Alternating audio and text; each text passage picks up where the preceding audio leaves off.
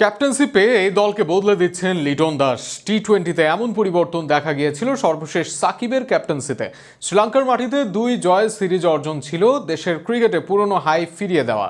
এবার ঘরের মাঠেও আরও এক সিরিজ জয় লিটনের দলের। লিটনের ক্যাপ্টেন্সিতে টাইগারদের সুদিন ফেরা নিয়ে বিস্তারিত থাকছে প্রতিবেদনে। লিটন দাস যেদিন টিকে যান সেদিন যেমন ব্যাট হাতে নিখুঁত, নেতৃত্বেও তেমনি শানিত।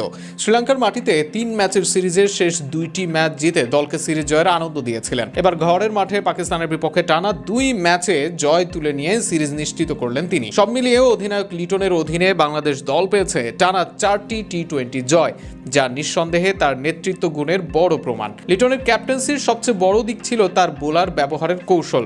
শ্রীলঙ্কার বিপক্ষেও তার বোলিং চেঞ্জ ছিল কার্যকর, কিন্তু পাকিস্তানের বিপক্ষে তা যেন আরো নিখুঁত হয়ে ওঠে। মুস্তাফিজুর রহমানকে তার স্বভাব সিদ্ধ বোলিং করার স্বাধীনতা দিয়েছেন লিটন। সেই সঙ্গে সাজিয়েছেন এমন এক ফিল্ডিং সেটআপ যা ব্যাটসম্যানদের উপর চাপ বাড়িয়েছে প্রতিটি বলেই। পাকিস্তানের ব্যাটাররা কোনোভাবে মুস্তাফিজকে চার্জ করতে পারেননি, যার কৃতিত্বের বড় অংশই লিটনের দূরদর্শিতার পরিকল্পনা। তাছাড়া পার্ট টাইমার শামীম হোসেনকে এনে সঠিক সময় বোলিং করিয়ে দিয়েছেন রান চাপ। অনেক অধিনায়কই যেখানে এই জায়গায় ভুল করে বসেন, লিটন ঠিক সময়ে সিদ্ধান্ত নিয়েছেন।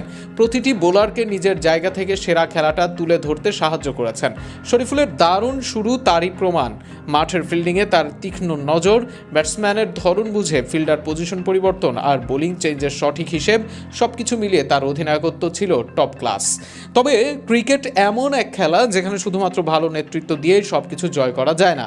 দলের অন্যান্য সদস্যদের পারফরমেন্সও সেখানে বড় ভূমিকা রাখে। তবুও যেভাবে লিটন দেশ বিদেশে একই ধারায় বোলারদের কাজে লাগিয়ে ম্যাচ বের করে আনছেন, তাতে তার অধিনায়কত্ব ভবিষ্যতের জন্য বড় আশার আলো হয়ে উঠছে তা বলাই যায়। কেননা ক্রিকেট থেকে মুখ ফেরানো দর্শকরা চোখ তুলে তাকিয়েছে লিটন অধিনায়ক হিসেবে সফলতা এনে দেওয়ার পরেই।